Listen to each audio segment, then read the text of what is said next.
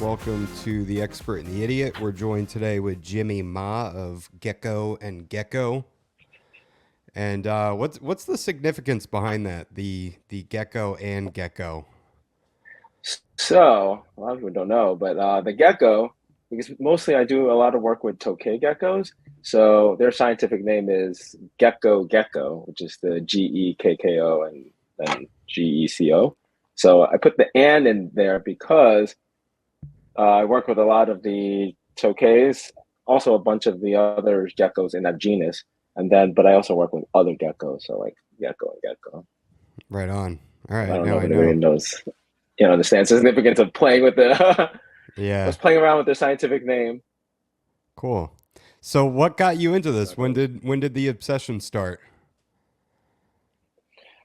Probably like other people. I started when I was maybe in 5th grade, and I remember going to a pet store, and I just saw this. I think they were just feeding a corn snake, and I just saw this corn snake just swallowing this mouse, and I thought that was like the coolest thing ever. And ever since then, I was like super into reptiles and stuff. Unfortunately, my parents were not so keen on having any reptiles in the house, so I actually didn't really keep reptiles until it was like.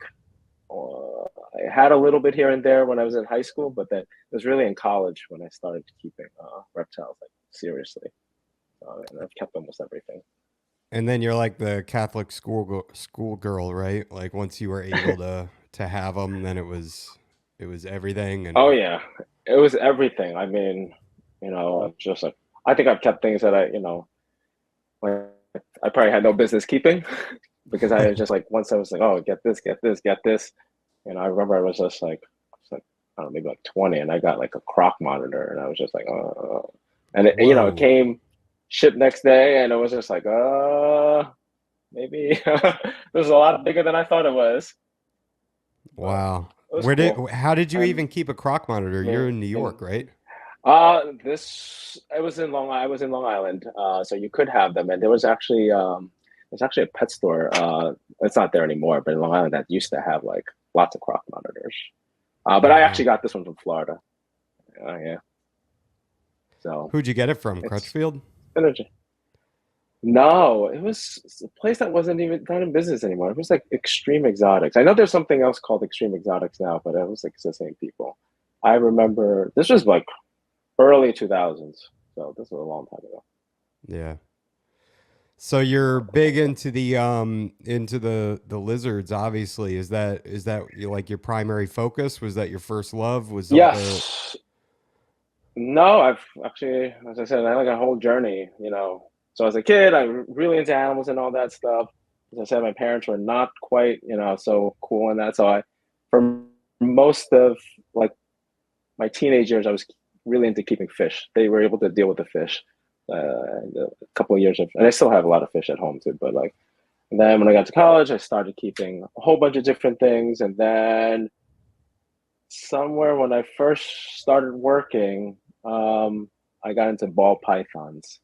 So I kept that for a couple of years, and I bred a bunch of ball pythons, and I did that for a couple of years. And I was just like, it was at the time when they were still like really big money. This was like 05, 06. I remember paying like significant, like it was like a serious investment. I was just like, just started teaching. I basically put like kind of all my money that I was making for my job into this, and I did that for a couple of years. Then got a little bored with it, and then I kept arboreal snakes for a little bit. So I kept like emerald tree boas for a little bit, and I did that for a while. But and then somehow I just got into geckos.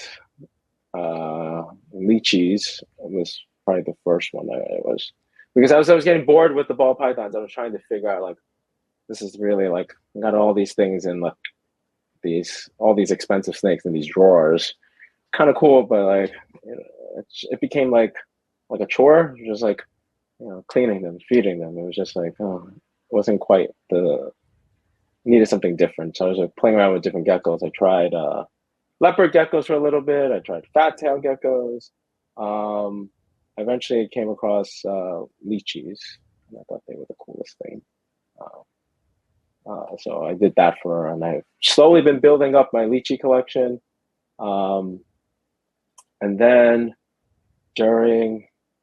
at the Tokay geckos actually came a lot later. Actually, it was just like maybe like right before COVID. I was just like, oh, like I saw all these cool morphs being posted on it's like Facebook and Instagram. I was just like, oh, so it's like that's so cool. Because as a kid, I never even kept I've never had a Tokay gecko before, like any of this, until I just went straight into the morphs. But then it became really hard because at the time when I was trying to get them, none of the morphs were available here. Like you can only get like the regular normal wild caught types. And maybe there were like some patternless and reduced pattern, but then in order to get like some of the more high-end morphs or like some of the more dramatic looking animals, I had to figure out how to get them. Like, so the only way was to get them out of Indonesia. So then I had to figure out how to import it myself because at the time, nobody was selling them to me or anybody. Like they were just not available. Like now they're a lot more easily available. But it did, it worked out. I mean, I figured out how to import mostly, but I guess I've done one export, but like I learned how to import animals myself. How did that go? It was like a huge leap of faith. It was literally, you find some people and you've never met them, but you're literally sending them a lot of money. And then you really hope that it all works out, because if it doesn't, like there's really no legal protections that you really have. It all worked out really. I mean, I have to say, like the people that I ended up meeting or through social media and all that stuff, it really, for the most part, it definitely did work out. It has its ups and downs, and there are a lot of hiccups in it. I'm not quite sure it's really worth it. It definitely was, because it was the only way for me to build up my collection in the time frame that I had. But I mean, if there's like a specific animal you really want to get, I think it is, at least I know how to do it, and I can get something that's not outside the US. So I think that was really beneficial. In terms of like, bringing things in to like sell and resell to make money, I don't think it's really there, because I think those are all, I don't know, to me maybe, but I think the people that I'm working with the prices that they're giving me are, definitely less than the prices here in the US, but it's not, I imagine the big, wholesalers here in the US are getting them at much lower prices because they're just buying in such larger quantities. Yeah. It's like for me to get the animal that I really want. When you import them, you were importing captive bred specimens, or were some of them wild caught? Wild caught. It's both. So like I work with basically two different people, or maybe a couple of others, but I think they're shipping through these two people. And they have their own facility, kind of. Like I think they're like just like me or you, like they're hobbyist keepers, but they're also like buying. So I basically, like I'm interested in trying to get this. Can you get this for me? And like they're kind of like buying and like keeping them for me until they work out all the paperwork, and then everything's ready for export. I mean, the benefit of it, I know the prices are definitely, I'm paying, almost like retail prices here, but at least I get to like see the exact animal. I'm not buying like large, like 100 of any type of animal, where it's just like, give me a whole bunch of random, animals. So like, and they're usually pretty good about, like the condition's not good, or it doesn't look like they're not going to ship me like bad animals. So I got lucky. I really did get lucky. I got to meet these people, like they did me right. Nice. And so that was mostly Tokay morphs that you were importing? It started with Tokay morphs, but then I was able to get some other things. I also kept like scrub pythons for a little bit of time in them. That was just like, trying to get different types of scrubs, and I was able to bring those into. I figured that out too. Tell me about that. What kind of scrubs? I just had Kush on, so I'm. I just listened to that yesterday. Oh, nice. So It was really good. It was really good. I brought in some Tannenbars, brought in some Moluccans. I brought in. I know you were talking about the Key Island, so Cushion ended up getting that. Somebody else got the Key Islands that I brought in. I was originally when I first started bringing them because the process is really the same. It's just applying for, you know, over there in Indonesia, they apply for the CITES paperwork since these are all CITES animals. Once it gets approved and all that stuff, and then it's just a matter of, you know, putting it into a crate, and then, you know, I have a customs broker here that I work with that gets everything, the paperwork handled on my end. Nice. I was able to bring in like different things. Got a lot of different scrubs. I brought in some monitor lizards a little, you know. What kind of monitors? But again, not really. Yeah, it's for like if you have the specific animal, you know. Yeah. I brought in some water monitors, and then I also brought in Uranus Cole. Cole's it's like a mangrove monitor, like an indigus type monitor. So it was nice, small monitors. That's cool. So, how did you? So do you still have any ball pythons, or did you get completely out? I have breeding one them? ball python left. My first expensive ball python was actually a caramel albino. Which, you know, money wise, it's probably not worth anything, but it was actually a snake that I paid like $6,000 for at the time, and it actually never reproduced for me. Like I never made one animal from that. But then when I was getting rid of the ball python collection, I was just like, oh, I'm gonna keep it. That snake is coming on almost 20 years old. Wow. So it's pretty cool. So it's like a pet snake that I have. Do you still keep monitors? Yeah. But yeah, I have one pair of yellow tree monitors at my parents' house. So Right that's about it. Like I do love monitors, but they do take a lot of space. They also take a lot more resources. The temperatures, it has to be. It's just like it's not feasible to have like, but they are like. I think as a kid, I definitely love monitors the most.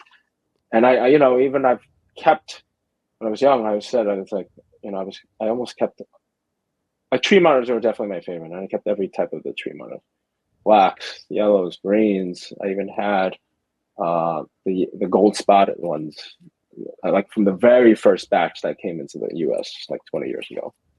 So nice. And now I just have a pair of yellow trees at my parents' house. You said that you imported water monitors? Yeah, it was some albino water monitors. It wasn't actually for me. So this is like it was Tokay's for customer, and I guess at the same time he wanted these albino water monitors, so I helped him bring it in. Okay, I was gonna say, how are you keeping them on Long Island? It's gotta be tough. No. I mean that was the thing. I mean that's also tough, right? Because the legality in New York is such very strict on a lot of things. So, but they are being brought to New York, so I have to prove to them that they're actually not being kept here in New York. I mean that was a whole deal last year. It took a lot to figure that out. So I think that is where it's like a lot of difficulty. So like really I had to prove like, oh look, they're not being kept in New York. They're actually being sent to, it was going to Florida. So prove to them that, that they're actually being kept somewhere else outside of New York in the meantime also, because I was keeping them at my friend's house in New Jersey. So then I could have them shipped over. But, I had to get the shipment cleared because basically Fish and Wildlife has to clear the actual shipment before you can actually do anything with them. So it was a lot of back and forth. Right on. That was a nightmare from... That's why, like, sometimes I'm just like, oh, this is not worth the headache. So, yeah, that sounds like a huge undertaking. It is, and a lot of times I'm even like, I mean, the Tokays. I'm still working on a shipment right now, but like it's mostly Tokays, and it's like for very specific animals that I want that I can't get here. Yeah. That's really why I do it. But like because I'm doing even if you just bring one animal, it's so the costs are so high and everything, like then you try to, and then you tag on some other things here and there, but like, you know, it literally is like a $10,000 to $15,000 like price tag for each shipment that comes in. Wow. You know, yeah, it's so I don't even know how the people that do it on a regular basis, handle it. Like, I know some people bring in animals very regularly, but I guess they're bringing such huge quantities and they're moving such huge quantities that it makes sense for them. It's profitable for them, So but it just give me like this, Oh, sorry. I was going to say, what kind of snakes are you keeping now? Snakes right now, I just have. So, I actually got out of all the arboreal snakes a couple of years ago to really fund my geckos because leeches were quite expensive. So recently I just got into trying to keep emeralds again. So I actually bought a group of wild-caught imports. I didn't import them myself. I got them from a wholesaler. And then I'm working to establish them. It's 9 animals. It's basically I'm doing a little experiment myself. I know that there's a lot with, northerns and imported emeralds and all that stuff. And so it's basically 9 animals that I bought all at one time. And I'm going to work to establish them. I'm not going to add anything else. I actually think that that's where a lot of the problems come from. Captive bred or import, I think if you're just adding animals from different collections, you're just bound to have some problems. So far I've had these animals for about 3 months. And I have a couple of really nice ones there. So far it's so good. And so it's just a bunch of emeralds and I had a couple of chondros also. But that's about it. But I keep that all at my parents' house. So they have a lot more space. Here is all geckos. I rent the space. Where are you at right now? Are you where in New York? I am in Brooklyn right now. Oh, this wow. is I rent a basement in Brooklyn, about like 15 minutes from where my apartment is. And this is where I keep all of the geckos. Nice. And your parents are out on the island? And I have some anoles too. That's what you see behind. Yeah. So that's, they have more space, basement and everything. So yeah, I still have a little room in their basements that they let me. So they've become a lot more tolerant. Yeah. Of all the things, but so like and I go back like twice a week to go check on those animals and stuff like that. Nice. So like, what are you maintaining 2 separate collections? Are you the chondros? Are you breeding those? How many of those are you keeping? I have. Let's see. I have it's a whole bunch of Biaks, and I think I have 1 Aru, and then I have 2. I think they were Jayapuras. I tried breeding chondros before, and I got to the farthest I got a female to lay eggs. I was not successful in incubating. It ended up like there was a bunch of dead babies inside the egg. So this was maybe like about 10 years ago. So all these arboreal snakes now, it's just like in the past year, I've been slowly trying to build up that again. Because I do think that they make great, there's nothing like going to like, looking at like a display and then seeing this green snake just perched, and it's just, I can look at that for hours, and I think that's like so pretty. Yeah, I agree. I mean, I wish I could keep them all here, but it's just not possible. I also don't have this. I mean, literally this gecko space is just like end to end is just geckos. On one side is all the leeches and all the new Caledonian stuff. On the other side, I have all the tokay geckos. And there's a lot of tokay geckos. How many leeches do you have? I have maybe just under 100 leeches between adults and babies. Yeah. I also have a couple of crested geckos. I have 2 pairs of chihuahuas. I have, let's see, and then I have 2 pairs of lesser rough-snouted geckos, which have not been successful in breeding. I've just been waiting for babies for them forever.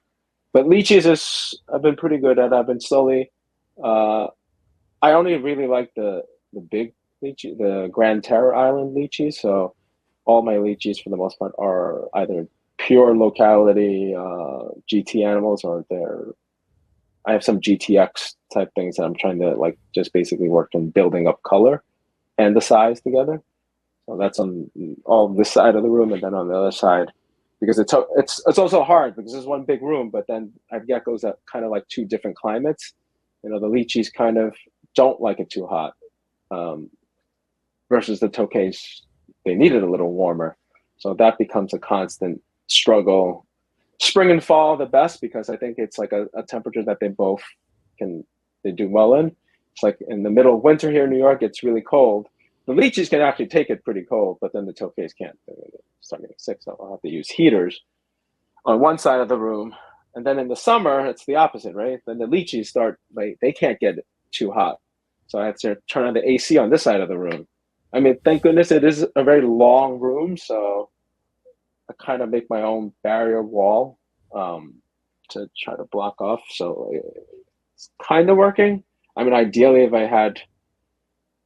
the future, if I were able to expand, I would definitely do this in two separate rooms. That'd be the best. How many tokays make do you do have? with what we have. Tokays, I am probably somewhere about 100 or so, also between everything. That's a lot. So there's a lot. There's tokays. I have tokay geckos. So the other gecko species that I work with I have white line geckos, and then I have the green eye geckos. So they're all in the same genus as the tokays. They all kind of do the same thing what's really cool about the tokays is like they have this whole family unit, right? They breed, they lay eggs, and then the babies hatch. The parents protect them. I mean, the babies stay there. I mean, they can stay there for almost forever. I don't know. I've had babies stay there for like 6 months, and it's almost like it's like the second cycle of eggs that are coming, and then so sometimes there's like a huge range in size in the babies in one enclosure. Wow. So that's pretty cool. How are they with handling? Are they just tokays forever? They're always gonna never want to be touched. So out of the 100 I have or whatever I have one that I can touch. I have one. I actually brought her out. So like she's the only like tame tokay that I have. Like so like she doesn't like she's a little flighty here, but she doesn't bite.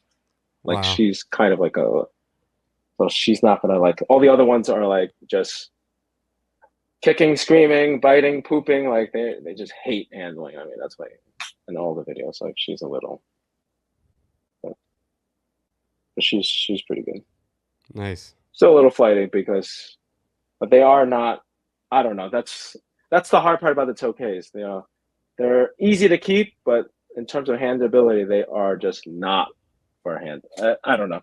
Although some people do work with them. I have so many that I also, as I said, full-time job. I come here like after school, and then it's just really cleaning, feeding, and doing. It's the whole cycle of the handling part is just not really there. Yeah. So, but I think they're super colorful. I mean, in terms of it's almost like the perfect, except for they are the tendency they do fight, and it really does. It does hurt. Yeah, I used to have a couple. I actually would let them free range. They were just free roaming in my snake room when I used to keep snakes. I think there's a couple running loose here. I saw one the other day, and it was a really fat one too. I was like, wow. And I've had them because once they get out, and there's so many cages, it's like really hard to catch them. So I've actually had one that actually escaped.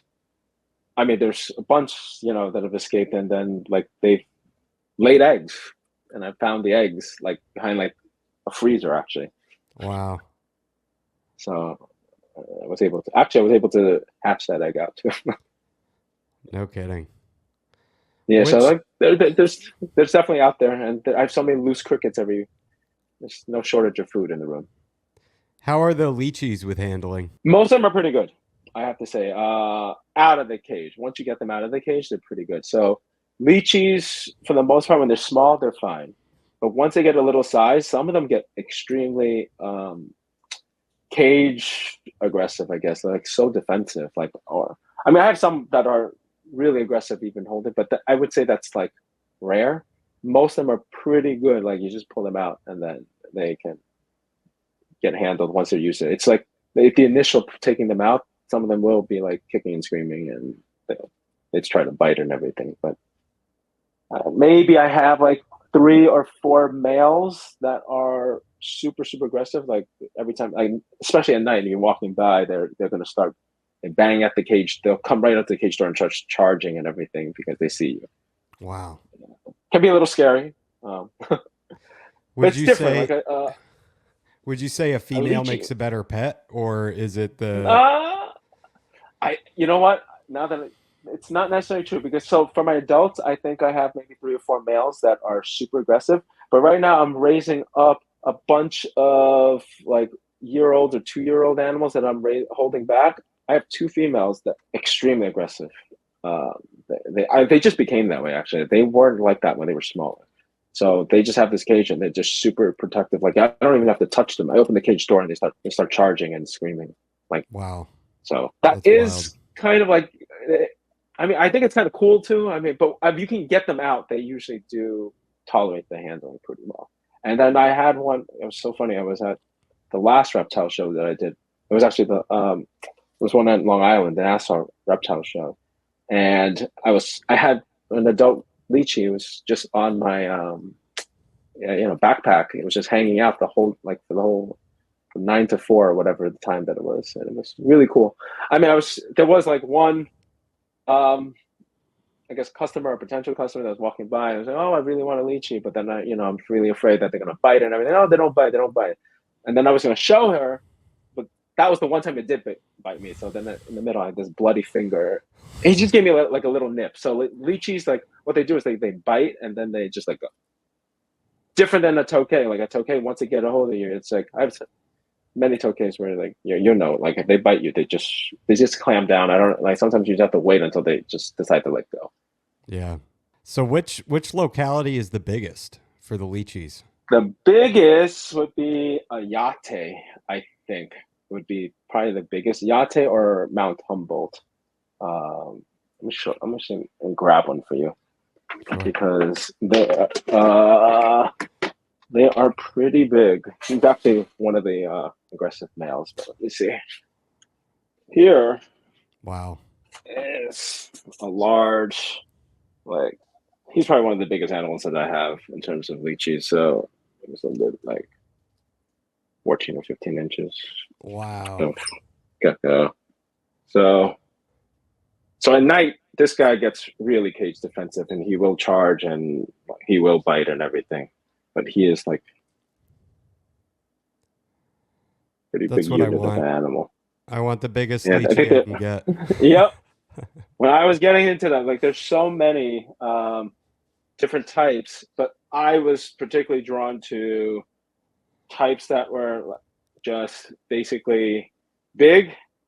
And I actually did not like patterns at all. So like I was looking for like, it was big, dark, and patternless animals is what I was going for. So this is what they call a Euro gold lined Yate. So the female that goes with him is actually a lot darker. Wow. You got any babies right now? I do. I have one. I have eggs from him, but I also have, there's one of his, this is one of his from last year. Wow. Hatched last year. So they grow pretty quick? I think they grow pretty quick. They get to, you can try to pair them up like around 3 years old, mostly 4, definitely. But it takes about 3 years to get to full size. Like this guy is, I think he's a 2018 animal, so he's about 6. Wow. But it takes a while to actually, some of these are really hard to really produce. Like, even though you can start pairing them at 3, he really didn't start really producing, that pair didn't really produce anything until last year, actually. So it was when they were like 4 or 5. So when they were actually really productive. It does, I mean, there's some variability. I have some parents that definitely are very prolific even at 3 years old. But like, Damn, I that's mean, so can't cool. beat that. They're so easy to care for too. I mean, in a lot of ways, they are very low maintenance pets. Yeah. Uh, Nothing special, I mean, I wouldn't say they make the best display. That's why I had to go get. I went back to the arboreal snakes. But I think in terms of like pet, you can hold them, interact with them, easy to care for. I mean, they're pretty good for kids too. I think because they're they're big enough that they can take a lot of handling and stuff like that. And literally, like I had something similar to this on me that whole time at the show. It was just like hanging out on my backpack, my little pouch. Yeah. I love that Just they sitting look there. like dinosaurs. They look like velociraptors or They something. Yes, and some of them will. You see them at night when they're charging. It's like a velociraptor. Yeah. That's Let's see, they'll awesome. just hang out. Hopefully, he'll just stay there. How often do their But tails drop? not very often. Not very often. So that's the good thing about leeches. It's not like crested geckos that tend to drop their tails a lot. They very rare. Like you have to. I mean, I have all of my adults. I think I have 2 that have. So one, it was my mistake in the tub. When she was smaller, I closed it and it held on. Her tail got caught, so she dropped that. And then I have another male that actually had his tail for. He's about like 7, and then I think just this past year, I think the female just took it out. Oh, wow. So yeah, but like for the most part, they keep their tails and everything. Like they're not very prone to dropping their tails. Actually, So, I found tokays drop their tails a lot more, but even them, I don't think they're like. yeah. So what do you do for work? I am a high school assistant principal. Oh, wow. Yeah, Do they but let you before that, I bring was a do you bring leeches to work? animals. I have them. Well, the good thing about it is I sometimes get them shipped to my because I'm at school from like 7 to 4, 7 to 5, whatever. I have them delivered sometimes to school. So like Nice. everybody in my office knows, like like I'm getting a box, and they already like they already call me when it's here and everything like that. So, What's but that yeah, like? What's your job like? And do you ever use the animals for anything with school, or is it kind of just a separate I think if thing? I was a teacher, I would do more, but not as much. It's like point of telling for a lot of the adults. I think they get a lot of the teachers find it's really cool. Yeah. But in terms of I get to deal a lot more with the adults, unfortunately, and not as much with the kids anymore. So if I was a classroom teacher, I think I would definitely show this a lot more, Yeah. and make use of it more. You know, Now, I guess what the most how I got was go. can anything are people still harvesting them from New Caledonia? Are there still No, leech? Okay. nope. The last ones that I believe early 2000s was the last, or maybe late 90s was like the last Oh, wow. import of them. So it's basically what we have is what we have. I mean, to be fair, I think that they are pretty well represented um, in herpetoculture. I mean, between Europe, I mean, it's all over Asia. It's pretty. I mean, the only thing is, I guess the only argument for trying to get more would be to find like maybe locality specific, since that is a big thing with lychees. Um, I think that would be I guess the big draw in trying to import or trying to like verify locality, since we're so advanced in pinpointing locations and stuff like that. I think before a lot of things, I mean, they were imported way before localities was even a thing. So you think about it, there's actually different types of classifications of leeches, because originally, these types of animals would just be called type A animals. So they were just grouping them. It was just like on the main island, it was like A, B, and C were the three different types, and then you have all the different offshore islands as their specific localities. So, but now the islands are still the specific localities, but the main island, the big island, they have, I guess, separated and classified them as specific localities. So now you can get animals, or there are animals claiming to be from this specific region. I mean, similar to like how, even the green tree pythons, I think, or like the scrub pythons are very big into localities now too. Oh yeah, and there's a big push for The that. same thing, yeah. That's when we say yate. It's yeah, there's a big push with that with Morelia too, and now the retics too. There's more and more locality specific. A lot more emphasis being put on the localities. Yep. So that's something you see with the Definitely. leeches as well. So same thing with the leeches. I mean, it's very much so. It's like line breeding. So like, that's why they say yate. There's yate, Pointy May, Humboldt, Kogus, Goro. I mean, they're on face value, they look very similar, right? There's differences in size and everything, but and some of them are very similar looking. So you can only know that they're the specific type of locality because you bought the parents from somebody that also was able to verify this.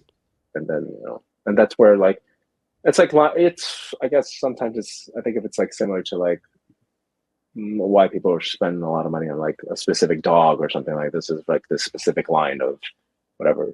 Not all German Shepherds are the same, basically. Yeah.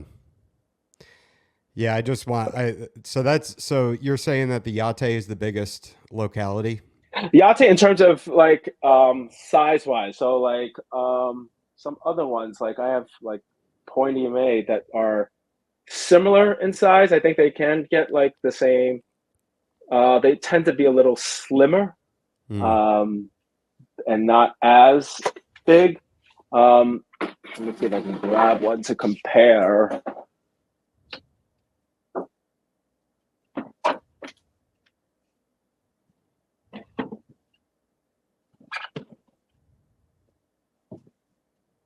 So this guy over here is a similar looking animal, right? But this one's a lot more slender. His snout is a little bit more pointy compared to this guy. But they get similar in size. They can both get above, like, traditionally they would get above 300 grams and everything like that. Sometimes, but Yate is definitely like more consistently gets above that 400 range and get that big, heftier size. These guys tend to stay a little slimmer, but they both get really big, I think.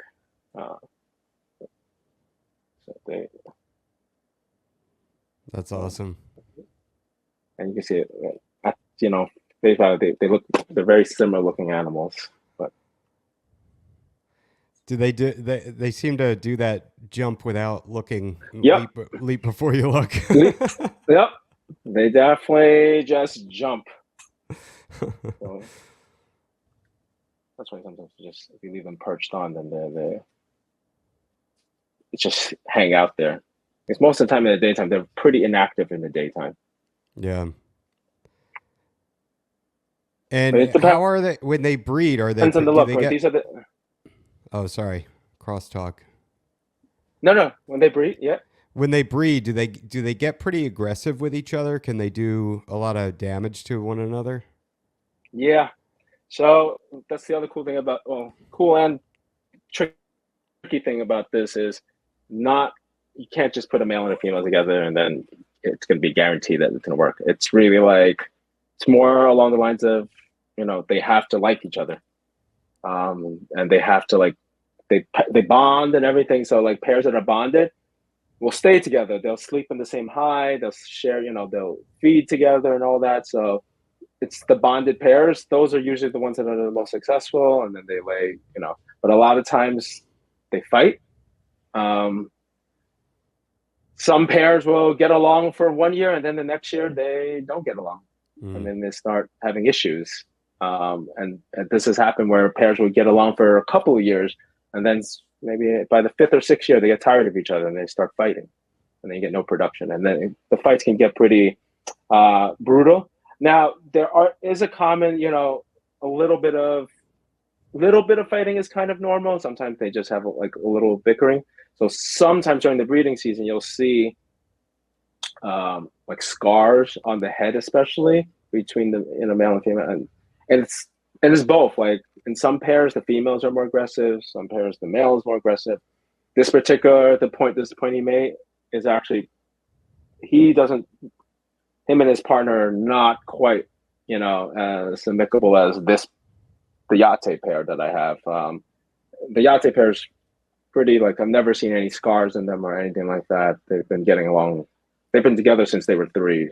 So they spent the past 3 years together with no issues. Wow. This Pointy May pair, 2 years ago, he ripped a chunk out of the female's jaw. So that was, so at this, yeah, so it can get really, and it's rare, but I've had issues. Like, if you don't catch it in time, sometimes they'll do so much damage to each other that you can't save them. Like, I had lost one female last year in trying to pair her up with a new male. It didn't work out, and then by the time I found her, she was missing a tail, and she didn't make it in the end. So that does happen. So that's why, like, some of the bigger ones have the bigger price tag, because they are a little harder to breed. They do tend to fight a lot more. That they do tend to have a lot more compatibility issues versus the smaller island forms. That's why you'll see them a lot more, and they're a lot more common. They seem to be a little bit more easygoing, and there definitely seems to be less of those issues. So lychee breeding is for the professionals. But not impossible. I mean, really, you can do it. It's just when you get to, that's why these bigger ones are so much like rarer or whatever. They're less common because they are a little harder to breed. It's also, for the most part, most breeders do. It's like one pair like they stay together. Like, it's not like an animal. People have done it where they rotate the male between different females, but a lot of times when they smell a different lychee on each, like, it's not going to work out with a new partner or whatever like that. So it's production is low. I mean, you're getting from these guys, really, I think you can get like 6, which is the average. That's pretty good. You get 6 babies out of them.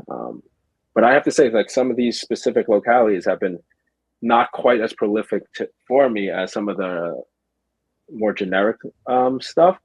Like, this point, again, they've given me both of these pairs have given me less than 6 babies.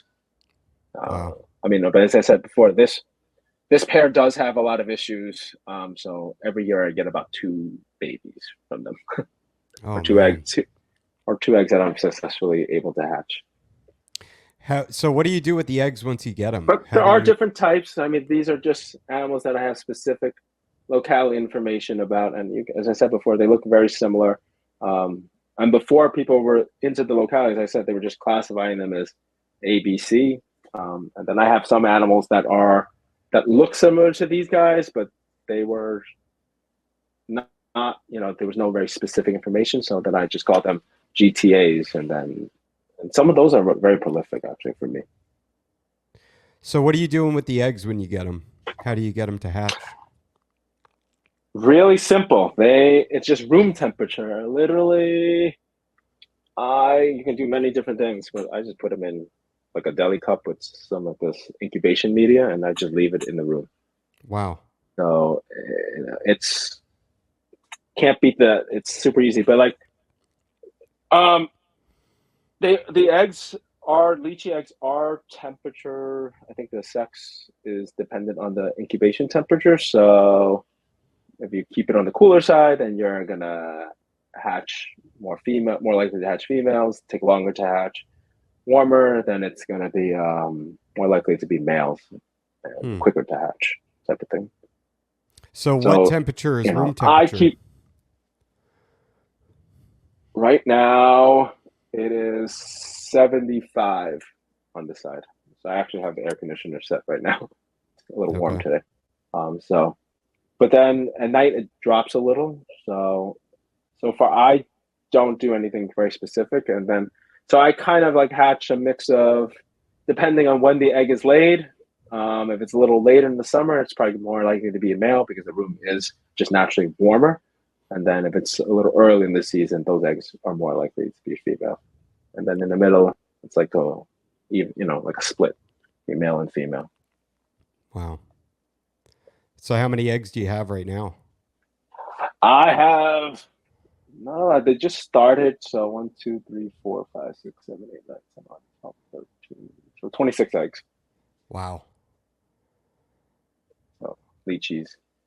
What do you normally end up No, with, but that like by the end of their breeding season for egg wise? um uh, egg wise, you know what? In the end, I end up with about like maybe 40 or so babies. You know, it's not like super large scale. Like I know some of my gecko friends, like they have so many, leachies, and they're hatching like hundreds of eggs every season, and I was just like, well, that's a lot of mouths to feed. Yeah. What do you So, feed? um, it's I use either Pangea or Repashy. It's just this fruit mix, like powder diet, and then you just mix into a slurry. I feed it about 2 to 3 times a week. Um, Lychees, for the most part, don't. In my experience, none of mine's really take bugs. So they're eating strictly this powdered uh, mix that I make. Sometimes with the larger breeding adults, I'll throw in a pinky, like a frozen thawed pinky, into the mix to just give them some extra protein. I've tried, putting in dubia, superworms, and stuff like that. They really does. Like mines don't take it, but I know that um, some gecko breeders do have leeches that do eat a lot of bugs. But I know that the food that I use, I use the ones that do have the insects mixed in with them. So I think they use a lot of like black soldier larvae. Mm. Uh, so, but What yeah, about the even tokays? What do small you ones I feed have them? found don't really take bugs. Mostly crickets. Sometimes I have some dubia, and what has worked for me for really putting on the weight, especially for because some of those wild caught ones come in really skinny. Um, if they take superworms, that's when you can really pack on the weight really easily. They really build on. So, and I have actually most of my breeding pairs right now I've gotten them to take superworms out of a cup. So like literally, I have a cup, like a station set up. Like once a week, I'll throw in a couple of superworms, and it's like they know, like they can hear. I don't know what it is. They hear it, they smell it, but they start peeking their heads out once they hear the superworms, and then they go Hmm. crazy. That's Right. awesome. But yeah, mostly crickets and superworms is mainly their diet. What drew you to the anoles? What kind of anoles do you keep? I was. It was originally what is it? The Blue Beauty anoles, the Anolis sequestris potier. I saw that a couple. I was just like, whoa, those like this yellow, green, and blue lizard. I was just like, this is amazing. And then I still have one male, but and then I kept all the different night anole species, small wood eye, and then I kept barracoa. Um, they were nice. They're a lot more skittish. They, it's, I guess I'm not. I didn't. I guess I didn't love working with them as much. Right. So right now, I'm actually the only exception I would say that's really easy to care for and pretty like easygoing is the Cuban false chameleon. I think those are in a lot of ways similar to lychees, but like in a no form. Mm. They are not very skittish. They eat a variety of things. They tolerate handling a lot better than the other ones. Um, so I think those are pretty cool. In the back here, I have a couple of uh, the brown anoles, but like the super red type. So then I had a friend that actually caught a bunch in Florida Oh, really? and got them to send it to me. Yeah, and I actually just had last week. I found some babies. They hatch out super tiny. So I'm trying to establish, get that going to get some super, like some red brown anoles. I think they're pretty. So those actually do. I think they're doing. I guess they're less nervous, and they're still nervous, but then they they seem to be doing well If you ever need more anoles in the from setup that I Florida, have. let me know. I can send them your way.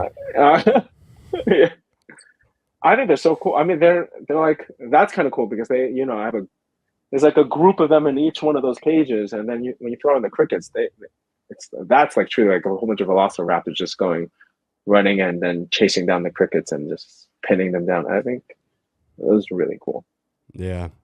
We have the agamas here too. Oh, yes.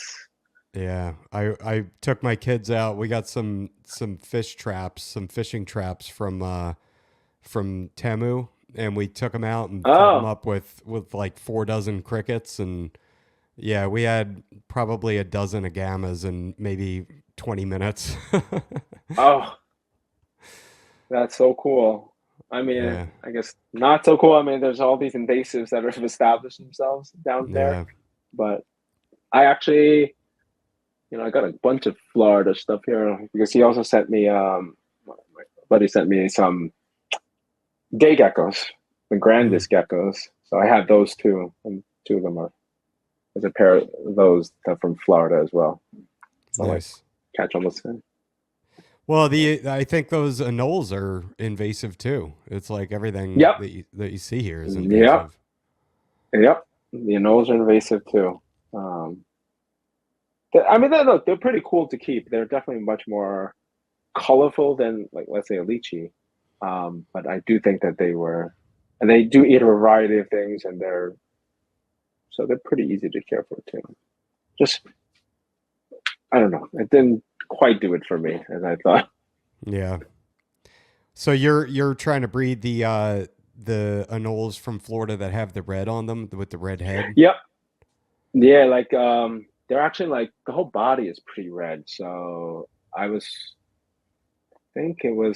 originally who's I don't know whose pictures are posted. So I think it's Armin Herptime. I think he was posting some really super red brown and nose, and I thought that was like the coolest thing. And then it was talking to one of my friends that lives down there, and he was just like, "Oh, I can." He was able to get me, or he knew somebody that was able to catch them for him, and then he sent them. So I got a couple that are pretty decent. Like more red, definitely much redder than normal. So like I got a couple of groups of those going to see if I can establish that as like a line bred or color. Yeah, that's cool. You have a white Yeah, lip python too, right? I do actually. I do. I forgot I had a pair that came in one of those Tokay shipments. So I have Mm. 3 southern white lips. Oh wow. Do you plan on breeding those? Maybe. I actually don't even know what sex they are. I think that they are. The last time I checked, I thought they were all females. So they're big. They're huge. So they also took forever to acclimate. Like it took me maybe like 7 or 8 months before they started to eat for me. Now they eat anything. They're like rock solid. But like so that's the thing. Sometimes importing these large snakes, they do take a while before they establish themselves. So Wow. I find white lips are they're actually I mean they do pretty well. I mean in the end, but I think they do take some time. I have to say more so than the How scrubs. how big are they? The biggest one is probably 8, 9 feet. Wow. It's a big snake. They were Yeah. like it's big. I mean that box was like I don't know. I think the box that they came in was, I think the total weight was like 60 pounds or something like that. Shoot. So it was mostly those. It was four. It was actually four white lips that came in. One of them I sent to my friend, um, but it's like the geckos were like maybe like a pound or whatever altogether. 20 tokay geckos doesn't add up to much. But the snakes, those large snakes, take up a lot of the weight in a box in a crate. Yeah. And those were wild collected? They were wild collected. I mean, they were in pretty good condition because they were wild collected. But he actually, I guess the exporter that I know in Indonesia, he actually had them for a couple of months before he sent them to me. So they were in decent condition. Like they were Nice. not like skinny and like parasite infested. So that's the good thing about working with the people that I'm working with in Indonesia. Like the animals I get are pretty good condition. For the most part. By the time they get it and the time that they ship, they've been with them for a couple of months, so they're taking care of it. And obviously, if they're not doing well, then they're not going to send it to me. So it ends up being like it's almost like getting like long-term captive animals in a sense. So that's why I don't mind paying more since I know exactly what I'm getting. Yeah. Have you ever messed with Timors? I have not. I have not. I think one of my buddies has a bunch. Andrew Acevedo. I don't know if you know him. He has a bunch of Timors. I know, Oh, but I've really? never kept Timors. Never kept Timors. Actually, I think I had a retic when I was like much younger for a little bit, and that was about it. Kept white lips. Kept all the scrubs. That's about it. Yeah, I never messed with Timors. And I also, in terms of snakes, I actually do still have a Suriname red tail boa as well. Oh, nice. How big is So, that? so that one is about 6 feet. Like she's like a thick, like big snake that I got. Yeah. So Is that just a pet? that is just a pet. That is just a pet. I wanted to, I got into the. I mean, I like the true red tails too, but then again, when you're limited in space, you gotta like really trying to focus in on the thing. So like here is just tokays and leachies, the geckos, and then at my parents' house I have all the arboreal snakes and plus those three. I don't even know what to do with those three sunlight. They're cool, but they took so long. Originally, I think I wanted to sell them, but then it took so long to establish and everything. I feel like I'm kind of attached to the three of them, so I'm Yeah. trying to like kind of holding on to them right now. Do you ever plan to move so you could get a bigger facility? I do if hopefully it's New York real estate is quite expensive. Yeah. So it's tough. It's tough. And then school that I'm at, it's in here in the city, so it's going to be hard to switch. So Yeah. eventually I would like to get my own house. So I'm going to have my own basement and do all this. So I don't have to have like two different places.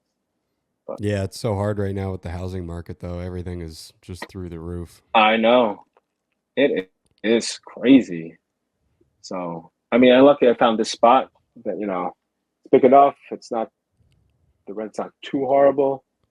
So I'm able to at least make do with what I have for now. Yeah. So, you ready to jump into a care guide for leachy geckos? Yeah, All right, sure. cool. Leachy So, geckos. so Super in your, easy. oh, sorry. I was going to say, in your opinion, are they a display No, animal go, or go. are they a pet? A pet. I don't think they make great display animals. If you're like thinking about like, doing like this whole bioactive cage and have plants and stuff like that, once they get to this size, they will tear apart any plants or decoration that you have. They also have a habit of just pooping and peeing all over on the sides of the cages. Mm. Literally, as soon as you clean the cage door, because the cage doors are clear, in a day or two, they're just gonna just be. You'll find them like stuck to the wall, and then they'll just poop and pee, and then you'll just have a big splatter of poop on the front door. It's just like inevitable. So they don't make great displays, I have to say.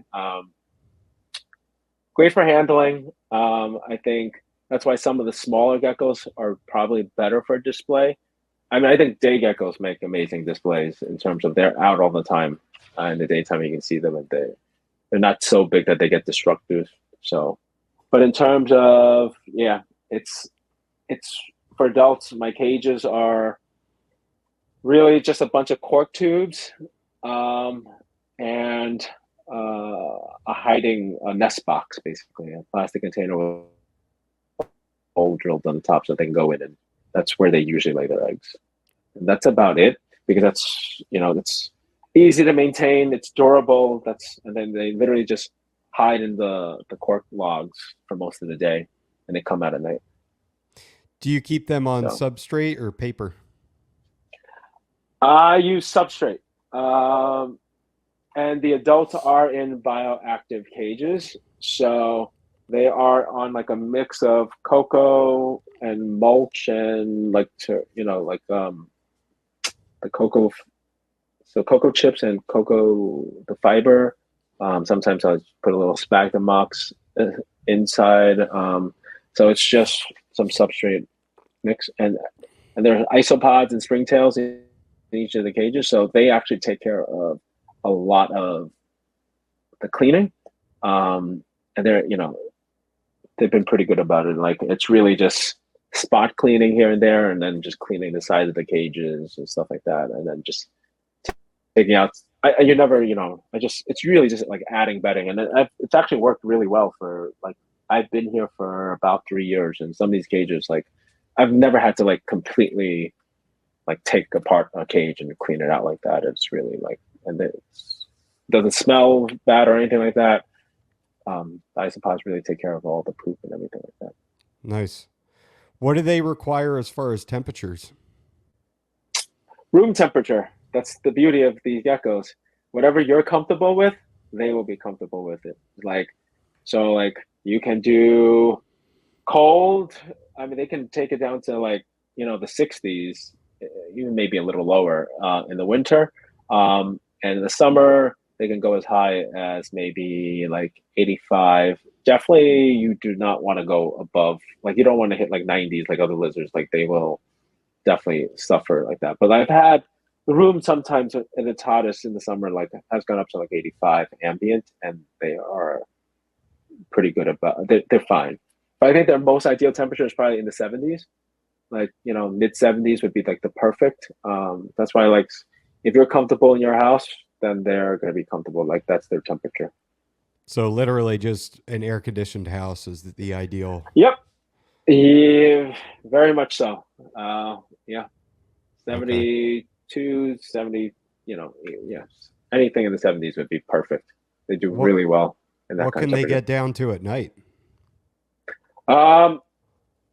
I've had this room, sometimes I purposely let it get down. I have to open the window to try to cool it down, because I found that helps with the breeding.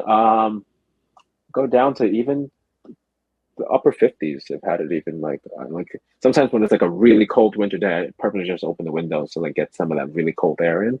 Yeah. So they can, but I think they can I wouldn't keep it at the 50s for a long term, but I think definitely 60s is fine. Okay. Because then again, that's why I keep going back to whatever temperature you're comfortable with. Our houses would never get that cold, so they'll be fine. Yeah. What do you recommend for humidity? What's a good target humidity for them? I would say 50 or 60% actually. So I know a lot of people, if you keep them too moist or too wet, they will get skin blisters and stuff like that. They can have skin issues. So I would keep it in the 50-60 range, where it's kind of the substrate is a little damp, a little moist, but not drenched in. It's not like wet or soaking wet. It's just a little damp. It's like, and then every once in a while, I'll just do a little spray. If you keep it a little dry, you'll see. I mean, if it gets too dry, then they're going to have issues like shedding. You'll see that they're going to have like some stuck shed here and there. But I think if you hit like 50-60%, that should be good. So again, like it's a little bit more what's within the range of, it doesn't have to be super, super humid for them to do well. How often do they shed? So they shed, I guess, like, actually, that's a good question. I don't even know exactly how often. Because they mostly eat their own shed, so like you don't even realize that they're eating their skin. So Oh, wow. I'm assuming a couple of times a year. Okay. So maybe if you see them going through that and you see some shed left behind, Correct. mist and Yep. Correct. You'll see that it wasn't humid enough. But then, yeah, I think, regular humidity, I guess if you're running the air conditioner, it's going to tend to be drier. So then just mist a little bit more in the cage. But again, Okay. doesn't have to be really wet. And these animals also do well in, tubs. So if you kept them in a tub, the humidity would naturally be higher. Okay.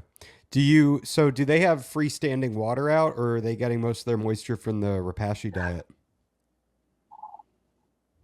You can do both. I've done both, where I've not given them a separate water dish. But now I actually have gone back to giving them, basically how I'm doing now is, there's like a standing water dish, and then I take out the water, and then I change that each time I'm feeding. So every 3 days I'm changing. I just replace the water dish with a little cup of food instead.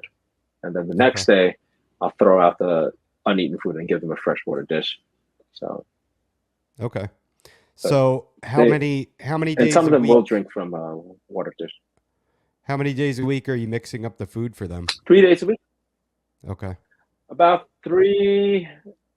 So I usually mix like a batch at the beginning of the week, and then that kind of lasts me for like 2 feedings maybe.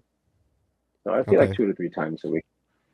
So you're putting the food in there You'll Monday, see, you can Wednesday, gauge it like Friday, or yeah, kind of like that. Maybe like Monday, Wednesday, and maybe like a day during the weekend. Like if it's not Friday, maybe on Saturday or something like that. And then I'll do it again. Just to give them some time in between. And you can gauge how much food like if you see a lot of uneaten food, then cut back on the feeding. When the temperature goes down in the winter, they naturally just don't eat as much. That makes sense. So then you can probably get away with maybe even just 2 feedings. Okay. What kind of light do you keep on them? One. Do they need UVB, or are you doing any kind of lighting? I don't do any type of lighting. In fact, it's just the animals have the UVB, but the leachies, they don't have any special lights. It's just regular, just LED lights, just like a little light strip that goes through. So it's just nothing special. In fact, I don't think that. And I've been breeding these for several years, and they've not had any issues with anything like that. So okay. I don't think they actually require UVB. What size enclosure do you recommend for them? Like if you were to go with a PVC or one of the exoterras? PVC. So my cage sizes for adult breeding pairs of this size, I do it's 24 deep, 24 wide, and 18 tall. So that's what I would go for like a big adult breeding pair. You can go a little bit bigger too. Or the equivalent of maybe it's a 24, I guess a 24, 18 or 24 high exoterra would be fine. Okay. I like the PVC cages a little bit better than the exoterra, because the exoterra, they do like the security of having most of the sides that they're covered and only the front is that clear, versus exoterra, you're going to have to fill it up with a lot of wood and everything to kind of block off the view. I think the constant exposure, they don't like to be seen so as much.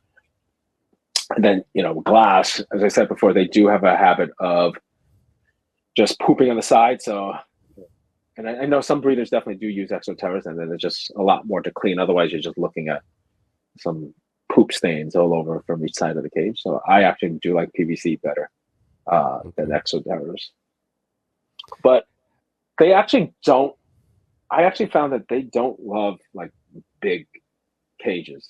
They do feel insecure. So like I actually recommend, like, definitely for the small ones, they need to be kept in small cages, like a lot smaller than you think. They literally, like, my babies are living in like a shoebox, like size container, like those plastic. I have them in racks, like, and they stay there for like a year, maybe sometimes even a little longer, depending on how big they are. Because when you move them to too big of a cage, even a bigger size tub, they're gonna stop feeding because they don't feel comfortable. Mm. And I feel like that actually is the biggest issue with, like, why I get that message a lot. Like when I'm posting these geckos, they're like, a lot of people message and they're like, how come my lychee is not that, it's not growing, right? It's not eating as much. It's because, like, if they're in too big of a cage, they just won't eat. That's how they, and I've had even like bigger animals that I've gone, like, where I think that they would prefer to be in a bigger cage, or like a more of an actual cage. Put them in a cage, and then they just don't eat. And then you put them back into a tub, and they'll start eating again. So I would actually save the cage till they're actually kind of like full, like reach some definite size. So like maybe after a year and a half, 2 years, then I would go look at cage options. But other smaller animals, I think tub is the way to go. Really do well in the tubs, with a couple of holes put in there, and then you put in like a piece of cork or some kind of hiding space. And in a tub you could do substrate as well, or you can do, with very small ones, you could probably do paper towels if you keep up with the clean. They do poop a lot, so substrate definitely is better. Otherwise, you're constantly taking out dirty paper towels. Okay. So they benefit from being secure in a tub then for the first year and a half, 2 years of life. Yep. Okay. Yeah. Yep. Like, yeah, that baby Yate that I showed you before, he's living in a small, like, tiny, it's like a baby sized, I guess it would be like the equivalent, like, of what they would do for like a baby ball python or something like that. Oh, actually, this rack is empty, but literally, I think the size of this, and I literally use these PVC cup holders. One has a water dish, one has a food dish, and substrate and some hiding space. That's it. Okay. So maybe like 12 by 10 or And something like that. they live like that. Yeah, it's what is this? This is from the container, so I don't even know what size this is, but yeah. Maybe this is like 12 and shoebox. Yeah, it's like 12 and that's 6. Like that. And they do well like that I'm literally for a year and a half, depending on how fast they grow. They don't. They're not super active. Okay. And how long did they live? Like, what's their life expectancy? Long. I think there is a pair or some that believe there's some confirmed pairs that are like into their 40s or something like that. Whoa. Yeah. They live a long time. And I believe some of the original animals that were collected in the 90s are still alive today. So that would put them in the 30s already. Wow. So they live a pretty long time. Okay. Yeah. So definitely 30s. I believe that there are some that are even in their 40s. So I would probably be 30s. That's incredible. Pretty long-lived animals. What are some potential health issues that you could run into? Honestly, they're very hardy animals. So my very little, I've never had one that's really gotten sick.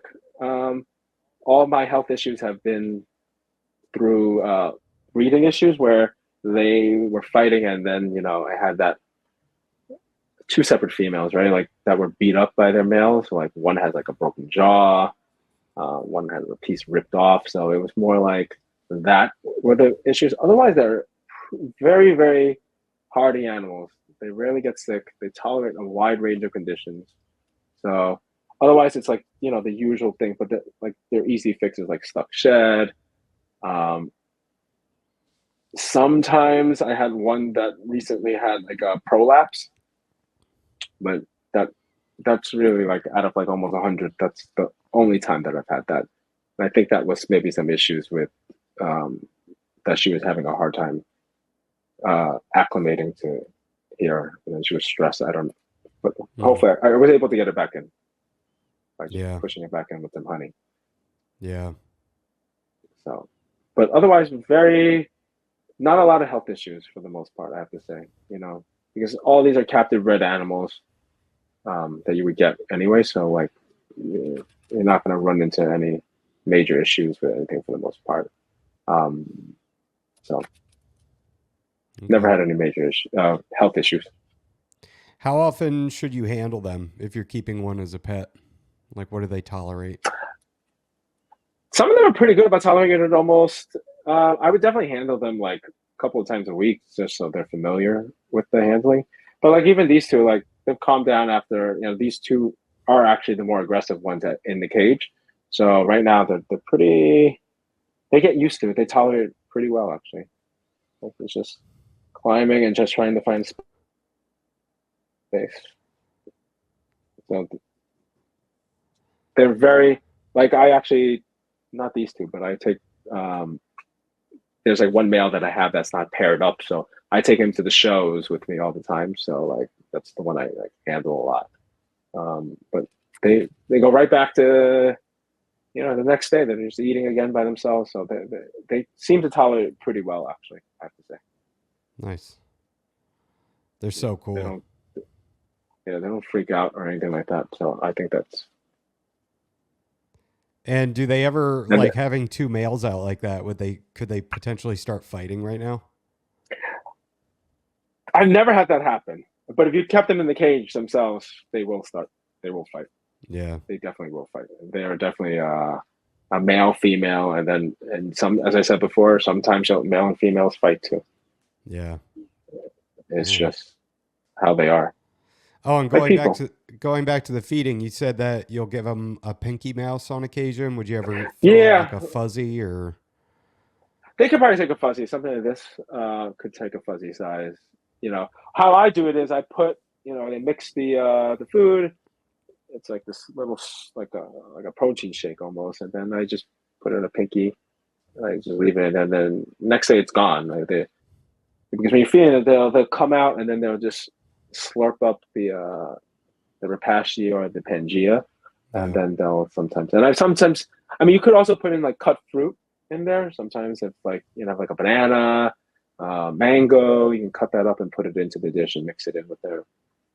Sometimes I put in like a little bee pollen or maybe like a little extra honey or something like that. Cool. So, do you ever plan on going to New Caledonia to be able to go and see them out in nature? I do want to do that. But I do think that it is New Caledonia. I think is still a pretty remote. I think they're starting to set up for more tourism and stuff like that. I'm trying to think. Yeah, it would be like that is definitely on the list of things to do. But I've seen I was watching Dave Kaufman, I think he had a series of videos where he went to New Caledonia, and that was kind of cool that he was actually able to see them in the wild. Yeah, I watched that series. That was pretty cool. Yeah. So yeah, definitely. I want to see a lot of these things in the wild. All right, well, cool. That wraps up the care guide. It seems like they're pretty straightforward and easy to keep. Very easy to keep, I have to say. It's just when you get to breeding, that's when it gets a little more tricky. But then you just have to, for breeding, you just have to make sure that you constantly are monitoring them just to make sure that they're not fighting. And there's different tricks to doing that too. You can just like maybe you can move some wood or substrate from the male's cage into the female's cage and vice versa, so they get used to each other's scent before you actually introduce them. And then so they have some time to get to know each other or smell each other. So it's not so far when they actually are put together, and then you just constantly keep monitoring and most of the time, look, I think about like 20 pairs, and then I've only had like issues here and there in terms of compatibility issues. That's cool.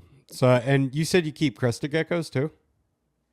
I do have a couple of crested geckos. I actually recently started adding a couple of crested geckos. They're, they're interesting. I think I like leechies a lot better than crested geckos. Yeah. They're similar to they're similar in care, I think. Crested geckos, I think, definitely they go for bugs a lot more, so they definitely eat crickets a lot more than the leechies do. Crested geckos and my Chihuahua geckos also eat a lot more bugs. Mm. They go crazy for the crickets. And the leechies just aren't interested? Yeah, I thought they're just not. I don't know why. They just, I think maybe in the wild, they're not as big of a bug eater. But the crested geckos definitely at all sizes, I think they go, I see them hunt the crickets down. The Chihuahua, same thing. Even my lesser rough-snouted geckos, they'll take crickets. I don't think I've heard of them before. The lesser rough-snouted geckos. Let me see if I can show you. They're really cool. They are a New Caledonia gecko, but they give birth to live young. Whoa.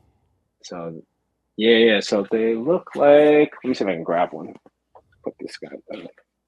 They are this. So kind of has the same color scheme as a lychee. Wow. But so they have like little like nodules here on its snout. So it's a rough snouted gecko. There's two types. There's a greater, and then there is a lesser. So there's two different types. They're similar. They have this kind of like this, almost like a prehensile tail. It's like a mix of a lychee and a Chihuahua gecko. Yeah, but they give birth to live young. That is wild. They give birth to, yeah. How often does that happen same type with geckos giving birth to live young? Not very often. So I think it's the two rough-snouted geckos, and then I think there's also the New Zealand, the green gecko from New Zealand also, I think, gives birth to live young. Can't think of any other ones. Have you bred those yet? I have not. So I have two pairs of these guys that have been with me for about 4 years. They live together fine, but I have not seen a baby yet. Oh, that's too bad. Those are really cool. I know. They are really cool. Super rare. In captivity. They're not very common. How much does one of those go for?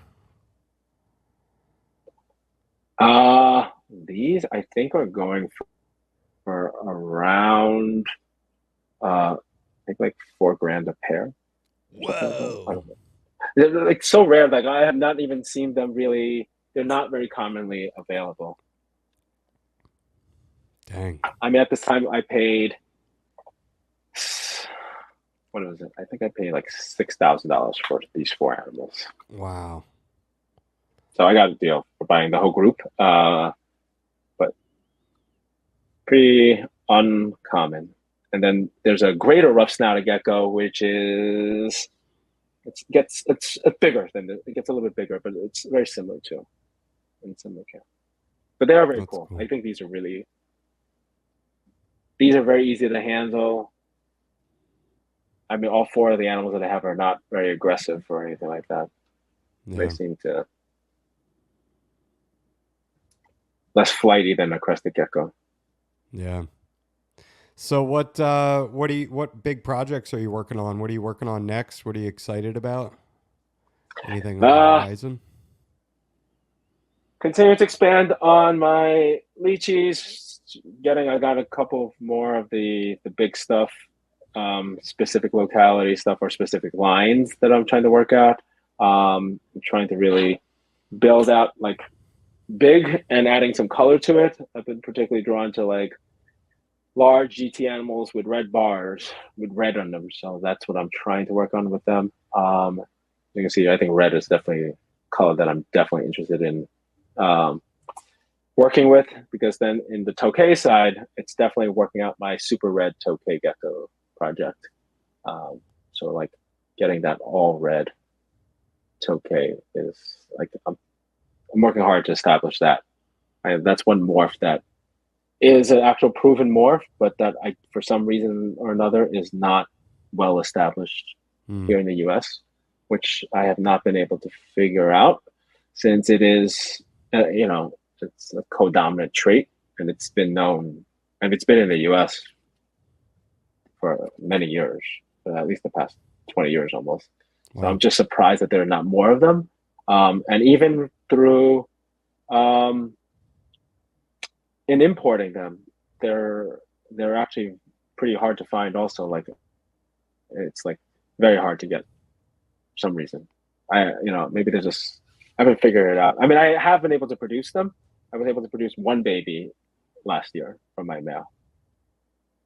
Nice.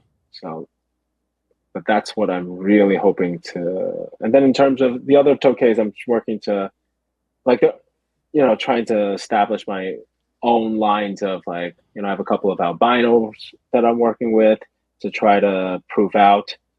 That's the hard part about the Tokays. It's, the genetics are not very straightforward.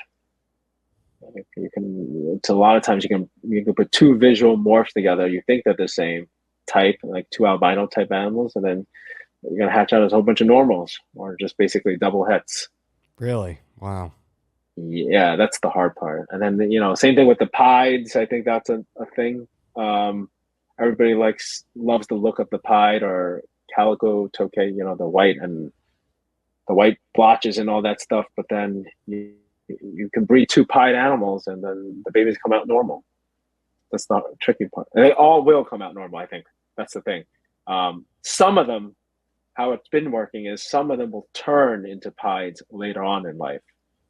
That's where it's like very tricky with a lot of Tokay.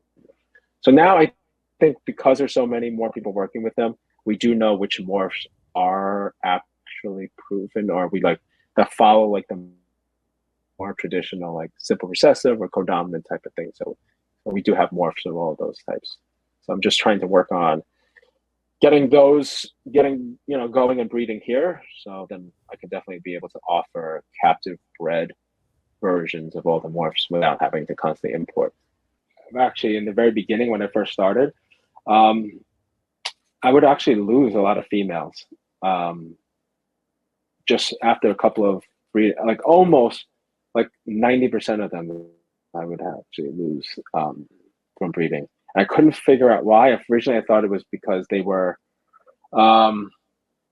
wild-caught animals that I had kind of rehabilitated, and I had read that some of them were so dehydrated or so, like, I guess, damaged that even if you managed to get them back onto weight, whatever's inside, like their kidneys, were already damaged to the point where they can't.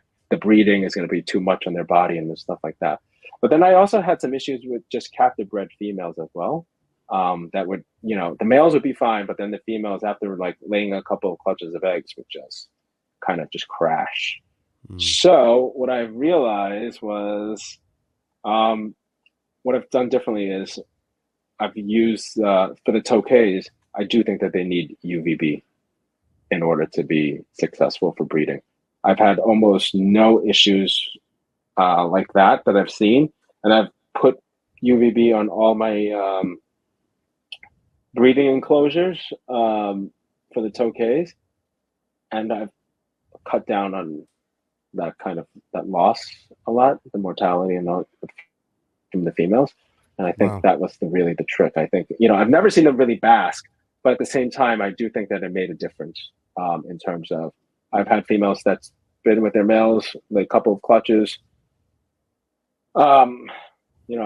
throughout from one season to the next without, any issues. So that definitely did fix. So that's one thing that I would say for keeping tokays. If you're breeding them, you do need to use UVB. I found that to be extremely helpful.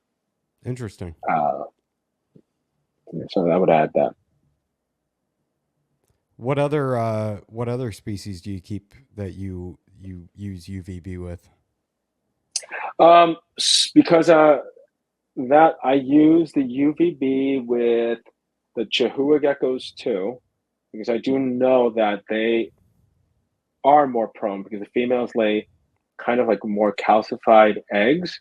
So, and that species is also known to suffer, the females definitely suffer calcium crashes more often than other geckos. So I do use UVB for them as well. And then for all the other like the gecko species, so the green eye geckos, I use UVB, and then the white line geckos, I use UVB. Because I figured if the tokays need it, then all the others that are similar would need it. Yeah. So as I said before, for some reason, the leachies and the crested geckos, I've never used any special lights for them, and they've been breeding multiple years for me now, and I've never had an issue. So, but definitely, yeah, for the other geckos, maybe the harder shelled eggs definitely takes a lot more calcium out of them, so they definitely need it. The leachy eggs, when they're first laid, they're a little soft, and then they harden up after time. That makes sense. So like a little leathery. So it definitely makes a difference. I don't know if that was, the thing, but then I do think that it was very beneficial. Nice. All right, man. Well, where can everybody find you at? Find me on Instagram. It's Gekko_and_Gecko. First Gekko spellings with double K. On Facebook. You can email me. You can find me on Facebook. I have the Gekko and Gecko page. You can also find me on my regular page. You can email me. You can also. Are you on Morph Market? I am on Morph Market. You can find me on Morph Market, and yeah, any one of those social media. I'm on all the social media platforms. TikTok, I don't really post a lot, so, but Instagram is probably the platform that I use the most. Okay. What's your favorite reptile of all time? It doesn't have to be something that you keep. It could be anything out there in nature. Favorite one is probably, if it's not one of the geckos, then it is an Amazon basin emerald. That's one of I would like to get back to keeping those one day. Yeah. Do you like them more than the leachies, or leachies number one for you? I think I like them a little bit more, but then, Amazon basins are definitely a huge investment for one animal. Even leachies, as expensive as leachies are, I think some of those, what they're doing, what some of the breeders are doing with the Amazon basins is just out of this world now. The amount of white, and it's just outrageous. Oh yeah. Yeah, they're beautiful. I know. Definitely one of my favorites. Yeah. All right, man. Well, thanks for coming on. I appreciate it. Thank you so much for having me. This was fun. Hell yeah. It was a good time.